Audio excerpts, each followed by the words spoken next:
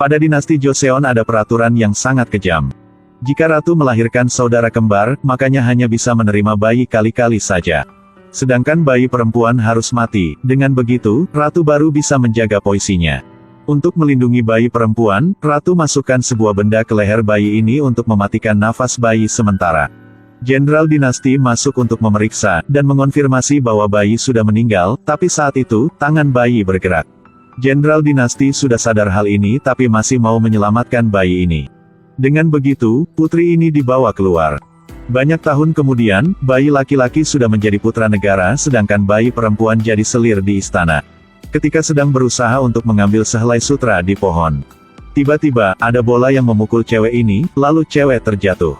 Anak Kasim sampai dan mengambil bola, tapi dia tertarik oleh wajah cewek ini. Saat ini, putra Li Hui datang, wajah mereka sangat mirip. Anak Kasim ini juga tidak bisa membedakan. Ratu mendengar hal ini, sudah sadar bahwa cewek itu pasti anaknya. Lalu putra memanggil Dami, dan memaksa Dami memakai pakaian putra. Setelah Dami keluar, baik putra dan si Kasim ini juga terkejut. Dami mirip sekali sama putra.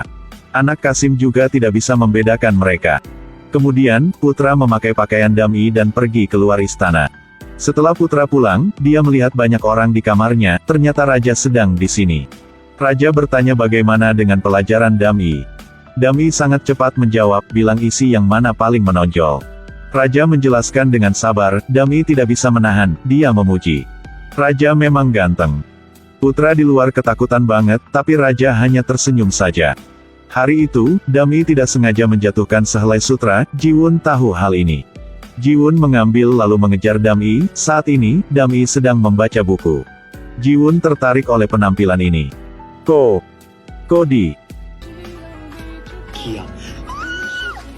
Dami ketakutan, dia mengambil buku lalu berlari, tapi jadi buku jatuh ke danau. Karena buku ini diambil dari kamar putra, jadi Dami harus mengembalikan. Dami mau melompat ke danau untuk mengambil buku, Jiwon menghalangi dia dengan cepat. Jiwon bilang dia punya buku sama ini, bisa kasih Dami. Tapi Dami masih mau melompat.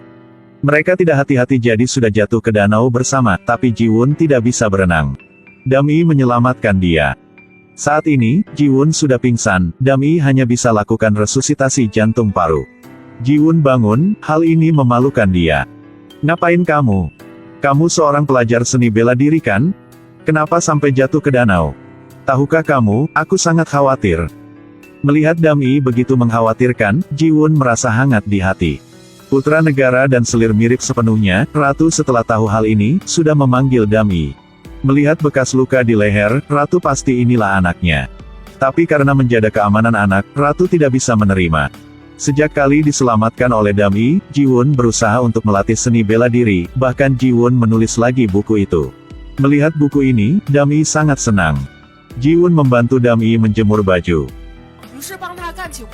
Mereka sudah berjanji untuk bertemu pada hari raya pertengahan tahun. Hari itu, mereka keluar istana dan bermain sangat senang. Setelah tahu bahwa buku itu dikasih dari putra, Jiwon bertekad, dia harus lolos ujian nasional untuk menjadi petugas di sisi putra. Dengan begitu, mereka bisa bersempat untuk bertemu lagi. Aku mau membalas kebaikan itu. Dami tersenyum, merasa hangat di hati. Lalu, Jiwon menamai untuk Dami. Yeonseon. Apa ini? Nama Dami juga bagus. Tapi aku mau memanggil kamu dengan nama yang lebih spesial. Akhirnya, Dami punya nama untuk dirinya sendiri. Malam hari, Jiwon mengantar Dami kembali, ditemukan oleh ayah Jiwon. Ayah Jiwon adalah orang yang sudah menyelamatkan Dami tahun itu. Baru saja melihat, ayah sudah sadar bahwa Dami adalah putri pada tahun itu. Ratu melihat anaknya dengan mata yang penuh kesayangan, tapi Ratu tahu bahwa harus membawa Dami keluar istana ini. Jika Raja tahu, pasti akan membunuh Dami. Akan tetapi, Ratu masih terlambat, Raju sudah sadar hal ini. Kamu berani menipu aku. Ratu meminta Raja untuk menyelamatkan Dami. Tapi untuk melindungi tahta, Raja memutuskan membunuh Dami. Petugas mencari Dami kabari bahwa Dami sudah dibawa keluar istana. Petugas berlari keluar dengan cepat, lalu mengejar Dami. Tapi, petugas ini tidak tahu bahwa gadis ini adalah putra. Putra ini mau menghalangi kematian gurunya, jadi sudah menyamar jadi Dami untuk keluar istana. Untungnya, petugas yang membawa Dami keluar pada masa lalu sudah menyadari Dami, lalu membawa Dami pergi dengan cepat. Putra diseret pergi, mukanya mencuriga. Petugas baru sadar bahwa ini bukan Dam-i, melainkan Putra. Akan tetapi, Jenderal Dinasti sudah menemukan mereka, lalu segera menembak. Segadis di sana ditembak, jatuh ke tanah. Petugas membawa Putra pergi. Putra bertanya kenapa ada banyak orang mau membunuh Dam-i. Petugas bilang Putra berlari dengan cepat, tidak sempat bertanya lagi. Akan tetapi Jenderal Dinasti masih menembak, lalu Putra jatuh. Muka Putra penuh luka dan darah. Jenderal Dinasti maju dan mau membunuh Putra. Berhentilah, aku adalah. Tidak bisa. Sayangnya, belum sempat bilang semuanya, Putra sudah ditembak. Sedangkan Dam-i yang benar masih menunggu untuk bisa bertemu dengan Ji-won. Putra negara seorang perempuan.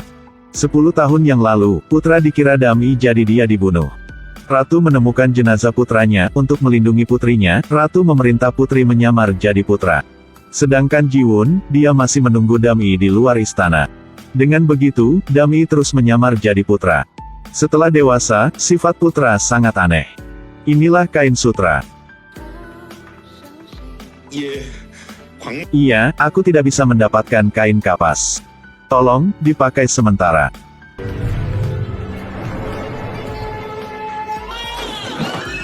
Ji-won menjadi ahli obat yang mahir, banyak tahun di luar negeri, hanya dengan sepasang sumpit sudah bisa menyelamatkan orang. Ada seorang putri berjerawat, Ji-won bilang hanya perlu minum obat ini. Setengah hari akan sembuh, tapi tanpa diduga obatnya kehabisan. Putri memerintah petugasnya untuk mengancam Ji-won. Ji-won ketakutan bilang dalam 5 hari dia bisa mencari bahan obat. Tapi putri lagi menangkap seorang selir. Dalam hari ini. Jika tidak, bahkan Sam Kai-king. Dan gadis ini tidak bisa hidup lagi. Di sini, putra negara sedang memburu. Meskipun seorang perempuan tapi keterampilan Putra sangat mahir, dengan satu anak panah sudah membunuh ekor rusa. Tepat tujuan. Paman Putra sangat mendengki sama Putra, dia bilang Putra terlalu halus, tidak bersifat kuat seperti laki-laki. Dengar hal itu, Putra menembak ke arah paman, menakutkan dia sampai jatuh ke tanah. Aduh sakit deh. Siapa nih? Si gila mana?